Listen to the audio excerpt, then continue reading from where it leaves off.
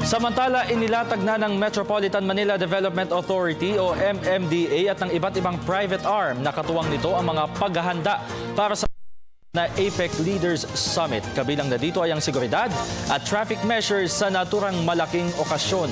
Mula sa Quezon City, may report ang aming kasamang si Ara Perez live.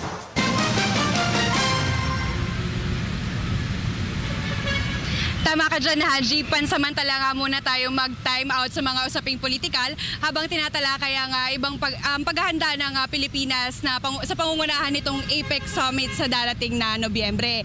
Kaugnay niyan, sinabi ni MMDA Assistant General Manager Emerson Orense na all systems go na para sa paggamit itong Pure for Citizens app. Ito yung phone application na una nang ginamit ng MMDA noon pang 2014 bilang emergency response system ng MMDA sa pagresponde sa baha, towing at iba pang road emergency. Sa pagkakataong ito, sa traffic na gagamitin ng naturang app at sa pamamagitan nito, pwede nang i-report ng concerned citizens kung mayroong banggaan, aksidente o anumang peligro sa kanilang lugar. Pwede rin i-report kung dito sa isang partikular na lugar. May emergency call feature din ito. Kung wala naman 3G signal, pwede ring via text message ang updates. Ang lahat ng report sa app na ito ay didiretso sa command center ng MMDA. Kukumpirmahin muna ng mga opisyal kung totoo ba ang iniulat sa naturang app at pag napatunayan, saka pa lamang re-responde ang mga ito.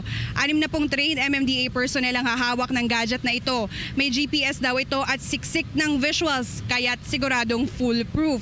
Tinukoy na rin ng ibang posibleng senaryo sa APEC tulad ng natural events gaya ng matinding pag-ulan o bagyo, baha at man-made events gaya ng sunog, aksidente at iba pang criminalities. Paalala ng MMDA, tanging mag-report lamang ang pwedeng gawin ng concerned citizens at hindi mag-monitor.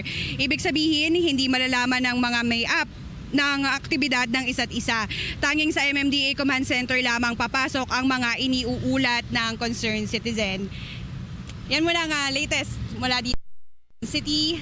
Ako si Ara Perez para sa Telebisyon ng Bayan. Okay, Ara, may katanungan lang ako. Yung application na yan ng MMDA, kasi di ba meron tayong, yung publiko nag-report din sa MMDA ng mga aksidente, ng mga traffic, o nagtatanong sila ng traffic sa official Twitter page ng MMDA at mabilis naman yung response ng MMDA. So pag ba ang publiko gumamit nitong app na to at ipinasok nga sa command center ng MMDA, agad-agaran bang matatanggap ng command center yung anumang i-report ng publiko? Ayan, tama ka dyan, Haji. Itong Pure Force na app na ito, kaiba pa to dun sa Twitter updates.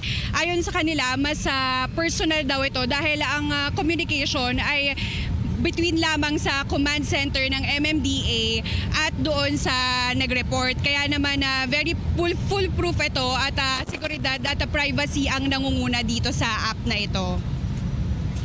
Okay, sige. At siguro ay ihikayatin na rin natin yung ating mga kababayan na i-download na rin siguro yung naturang application na yan ng MMDA. So maraming salamat sa iyo, Ara Perez.